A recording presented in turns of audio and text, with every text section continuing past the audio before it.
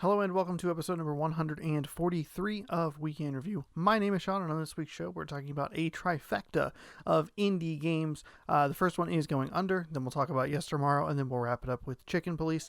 We'll also talk about this week's new releases and the streams happening over on twitch.tv/Shaunosaurus Rex. So on this week's show, we just have a couple of quick hit reviews, early impressions. I didn't play any of these three games for longer than 3 hours and 15 minutes, and that was only in one case, which was YesterMorrow. The other two games I spent around 2 hours, maybe 2 hours and 15 minutes with.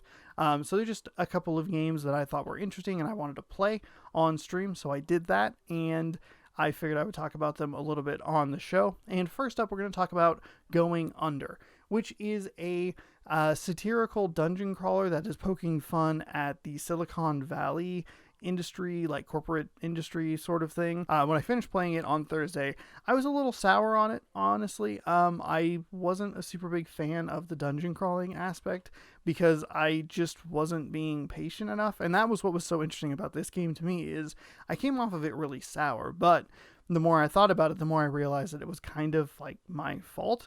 I liked it initially, and I thought it was a cool idea. I liked the idea of like, oh, here's this dungeon crawler game. You know, you'll play it. It has a really beautiful aesthetic. I love the character designs, the color palette. I like the writing. I think it's funny and interesting. I think that the characters, when they talk, even in the dialogue boxes, I feel like you have a really strong sense of who they are, how they would sound. Like it clicked in my head in a way that when I read games, I don't always make that connection between the voice of the character and what's in my head. It's like kind of just a generic thing. This one, I really felt like there was like, this character sounds like this character sounds like this, and it made sense. I liked the writing. I thought it was interesting, but I really struggled with the dungeon crawling aspect of it. The basic concept of the game is you're a brand new intern. You're supposed to be doing marketing, but there's a problem down in the dungeon with all these other corporations that have fallen by the wayside or failed or bankrupted or whatever the heck the case may be. And you have to go down there and beat up the monsters to get far enough down to get to the boss, to complete that dungeon, and to get a piece of equipment that you bring back upstairs. It's an interesting concept. I just really struggled with the combat because I'm impatient. And that's the part of the game where I sat there and I was like, the more I thought about it, the more I was like, wait, this is my fault.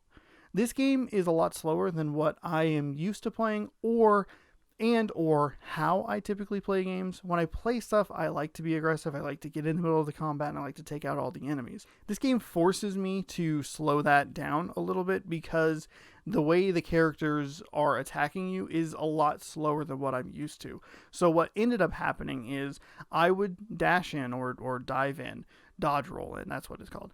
Dodge roll in, try to get an attack off, but because of the way that the enemies are animated, by the time they were starting their attack animation, I was dashing in. By the time the dodge roll animation was complete and I started to wind up to hit, the enemy animation had already finished and it had hit me.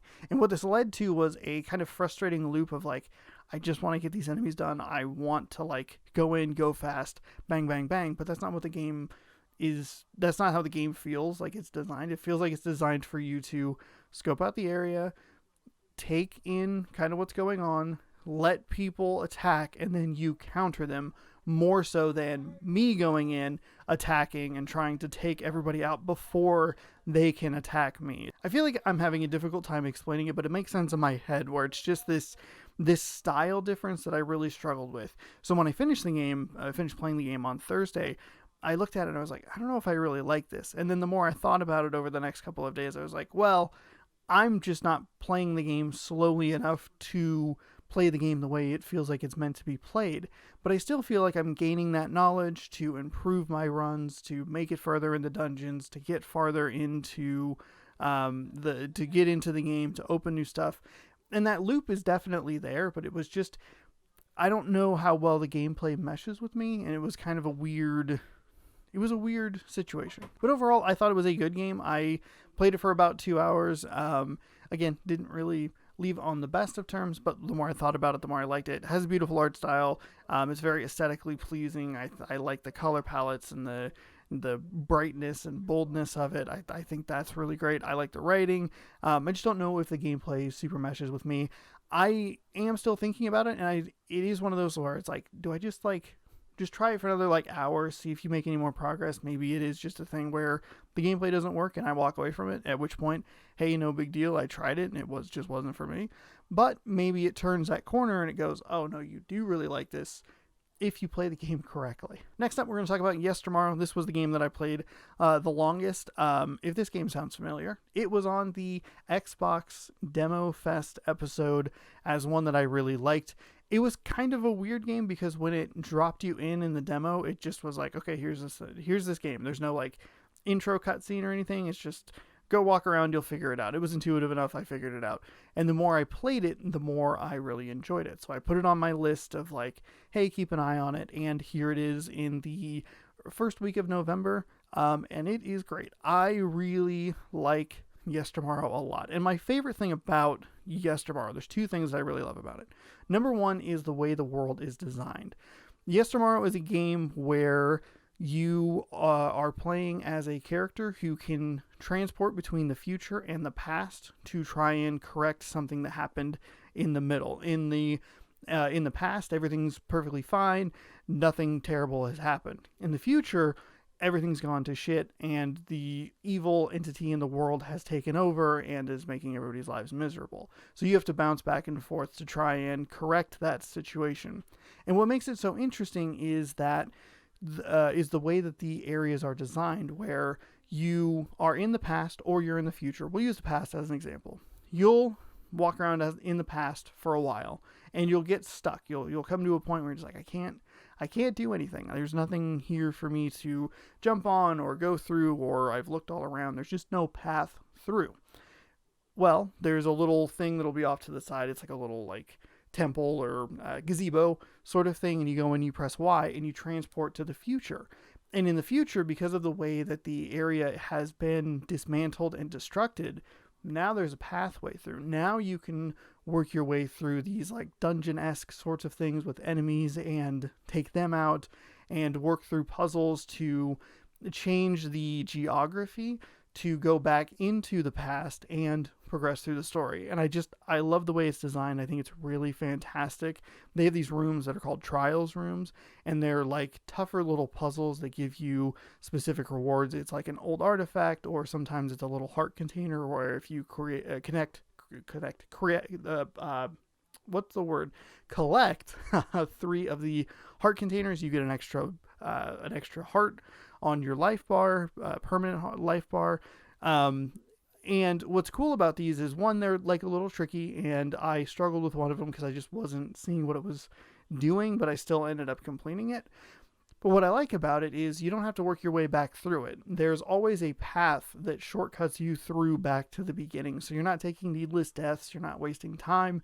You're always moving and you're always progressing and pushing forward. The other thing I love about this game is there are pets you can pet all over the place. And it's in your journal that there's 44 pets to pet. And I have, I think, like 12 of them, and I want to pet all of them. You can pet cats and pet dogs. And this is another way that it kind of loops into how cool the game is designed. Sometimes they will put a pet that is just out of your reach. You'll go halfway across a bridge at one point, and it's like a story beat. And I'm like, oh man, I've seen this in games and movies all over the place. Don't walk halfway across that bridge because it's going to collapse. It collapses, and it's like, well, how do I go pet that dog? There are actually 2 options for it. One of them is an item that you get later in the game that transports you back to that area. But the way that I did it was going into the alternate timeline. I believe I was in the future, so I went back to the past. And because of, again, the way the geography is, you can work your way through to find that area where the bridge collapsed initially. And it's steady, and you can just run across it and pet the animal. And I just really love the way that is done. And it's always nice to have a game where you pet animals and a little heart goes over their head because it just makes you feel good. Now, YesterMorrow isn't perfect. It seemed like it ran a little rough on the Xbox One. I was using specifically an Xbox One S, which is the lesser powered of the 2 of their current. There's the S and then the X, which is the more powerful, blah, blah, blah. The point is, I was using an Xbox One S, and it struggled a couple of times with some frame rates where it was like noticeable frame rate dips. It's not something that I ever really not notice or talk about because I don't typically care, but there were a couple of times where it was like, oh, this is like really chugging. And the reason I bring this up is because The final section that I did on the stream on Friday was a boss fight. And it just seemed like the boss fight didn't run as well as the rest of the game. For whatever reason, when you do the action that you need to do to initiate the boss fight, the boss would get ready for its first phase, but for whatever reason, it always seemed like it took an extra 2 or 3 seconds or whatever to get going so that the boss fight actually started. It was really odd, and I don't know why it was doing that.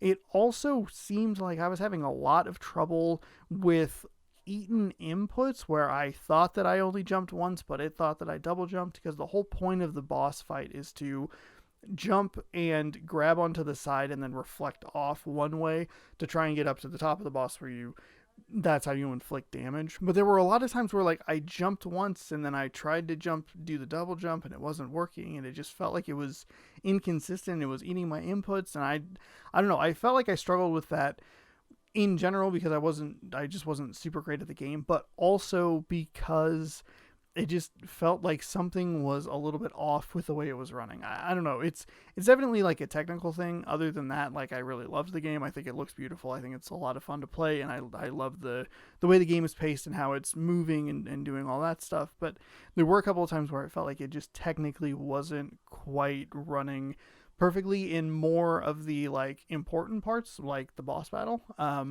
But overall, it's a really good game. I'm having a great time with it. I think it's still on sale for another day or two, so you can get it for 25% off, which makes it $15 instead of $20.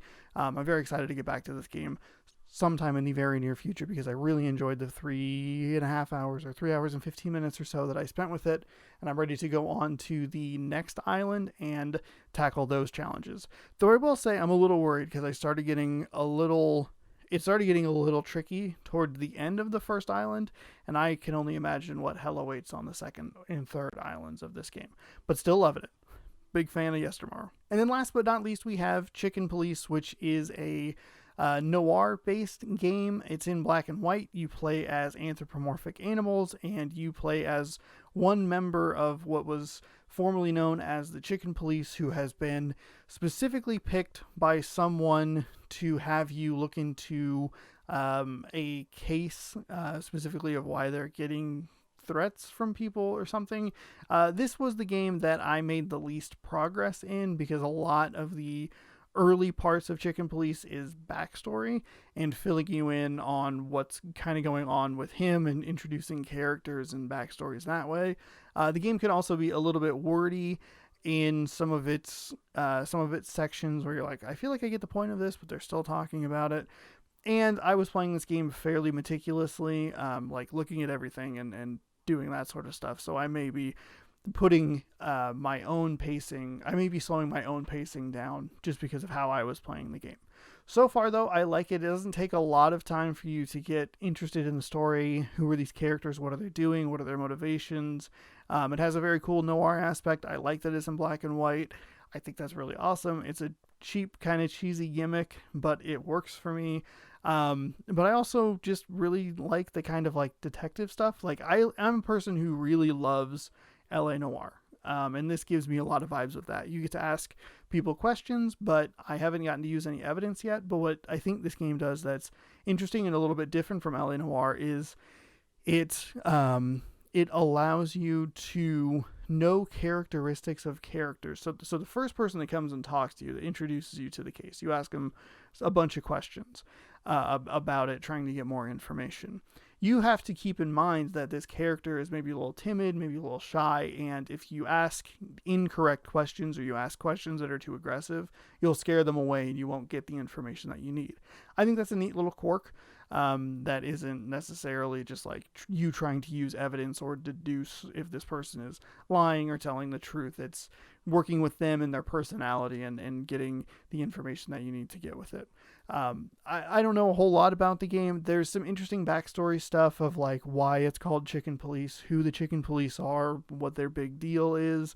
But I didn't get super far into it. I think I got like one main or two main scenes done and a couple of side scenes, which is another interesting part of it. When you're done with a scene, you pull out to a map and you can go to different areas. But depending on what area you go to, you can go to what are qualified as optional scenes that gives you additional backstory and character information, or you can go on to the main scene and just continue with the main story. I found it helpful to go to the side scenes because it fills out a lot of information in your like detective book. It gives you extra information on characters, locations, stuff like that, maybe some character motivations here and there. I liked what I played of it, and I'm excited to see what's going on. I feel like this is the game that is the most likely to like make it or break it, depending on how the pacing continues and if the characters continue to be interesting and provide like a fun mystery to try and solve. I'm sure I'll be in on it, but if the pacing lags and I'm not really interested in it or having fun, I could see myself falling off of this game very easily. But we'll see what happens. But Chicken Police is definitely off to a good start. I'm interested in it, and I'll be playing more of both Chicken Police and YesterMorrow next week. This week is Bugsnax week. But next week, I'll play Chicken Police probably on Thursday, and then I'll do a big chunk of YesterMorrow on Friday. Hopefully try and complete one of those games, maybe both of them. We'll see what happens. So if either of those sound interesting to you, check twitch.tv/ShaunosaurusRex. Next week, you can also stick around here on YouTube. There's one part of YesterMorrow and one part of Chicken Police on either side of this video. YesterMorrow went up yesterday. Chicken Police goes up tomorrow, so you can check those out and see if you would like to find out more about those games or watch me play them, because I think I'm pretty entertaining. Finally, on this week's show, we'll talk about this week's new releases. A couple new releases out on Blu-ray. The Office, the American Office, is getting a full series Blu-ray release.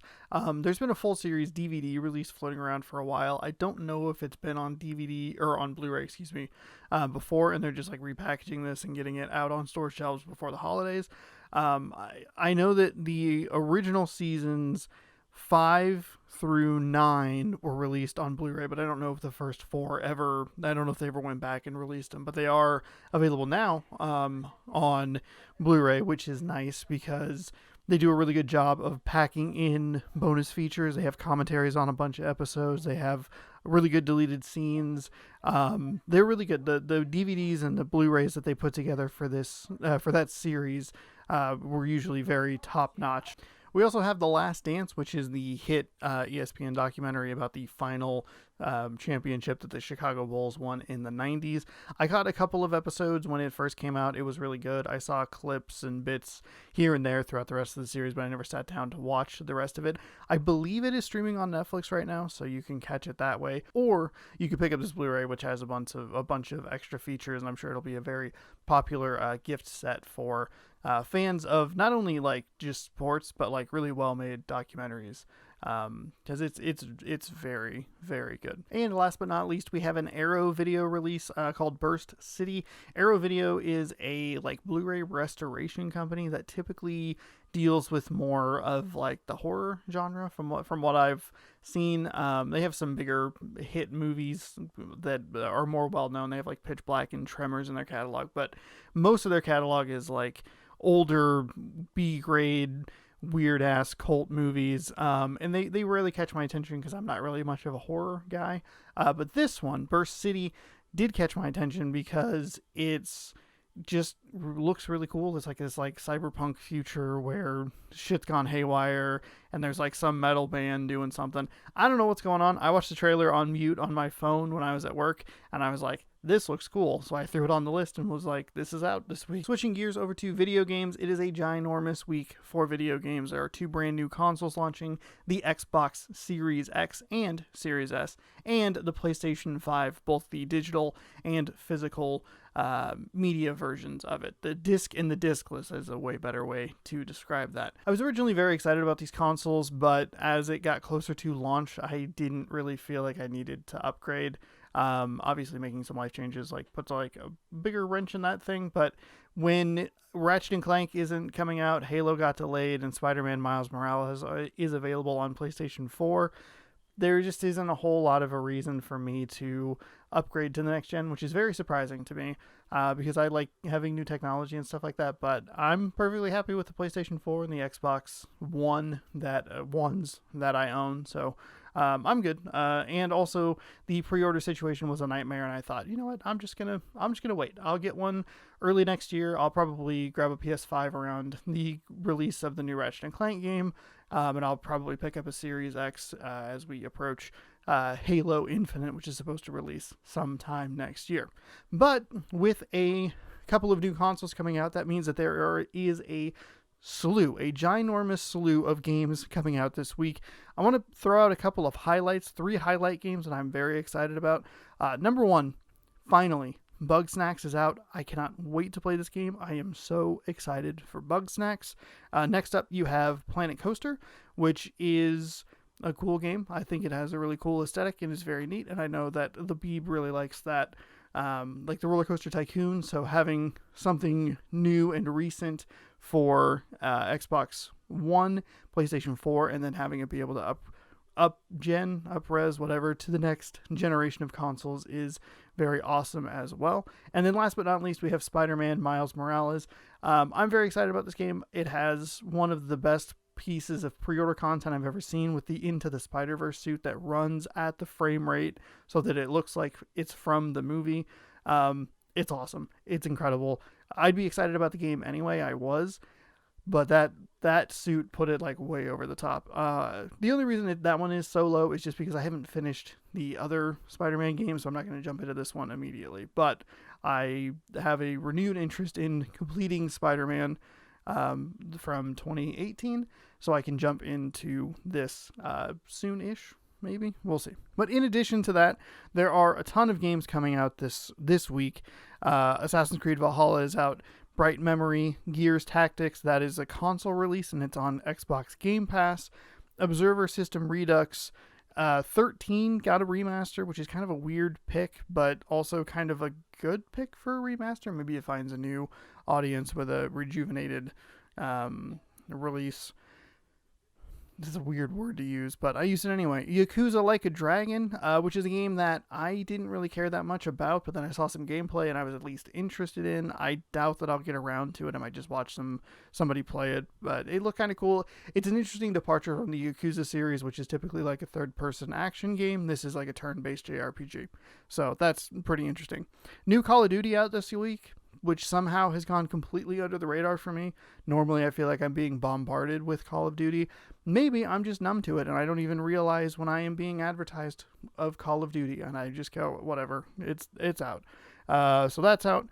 Kingdom Hearts has a new game, a musical game, Melody of Memory, which is like I don't know what it is. It's Kingdom Hearts. So if you like it, you like it. If you don't, you don't. And then last but certainly not least is a new piece of DLC called Snowy Escape for The Sims 4. And that one is releasing simultaneously, which is pretty nice, across PlayStation, Xbox, and PC. As for this week's streams, it's Bugsnax. A lot of Bugsnax happening on the channel this week. Thursday, we're going to do the doubleheader of Boise State. What if they joined the Pac-12?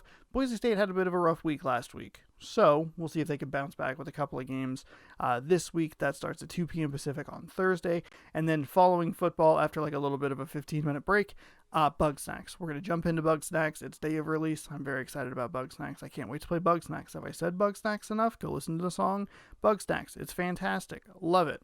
So I'm going to play that for the remainder of the stream, probably about 4 hours or so. And then Friday, I'm just going to play Bugsnax all day. I looked at one of the reviews. I did not read the review. I Control F, which is find in the page, and I just searched hours. And I looked to see how long it took this particular reviewer to complete the game. They said 9 to 10 hours. I said, perfect. That's how much time I have to fill on the stream, which is 4 hours one day, 6 hours another day. Bam. I'm just playing Bugsnax all day Friday. Sunday, we'll be back in Bus Simulator trying to complete the game as quickly as possible so I can get 75 gamer score. That is part 3 of question mark, because I don't know how long it's going to take me to get that done. And then Monday will be Mystery Bag Monday, episode 5. You would head on over to twitter.com/ShaunosaurusRex if you would like to vote, if you would like to see PlayStation 1, PlayStation 2, or Xbox 360. The Sunday and Monday streams start at 3:30 p.m. Pacific time, and the Thursday and Friday streams start at 2 p.m. Pacific time. Thank you so much for watching this week's episode of Week in Review. If you like the content, you can scroll on down and hit that subscribe button, and then you can ring that bell so you're notified when I post new videos. If you'd like, you can tell me what you thought of this week's game, Going Under. Nope. Yep, that's the correct title. I said it. I called it Going Down once, and I got all confused, but it's actually Going Under. And then I said it correctly, and then I second-guessed myself. You can also tell me what you thought of YesterMorrow if you played it, or you can let me know what you thought of Chicken Police if you played that. Head on over to twitch.tv/ShaunosaurusRex for streams on Thursday, Friday, Sunday, and Monday. And, as always, check back every week right here for more Week in Review. We'll see you next week.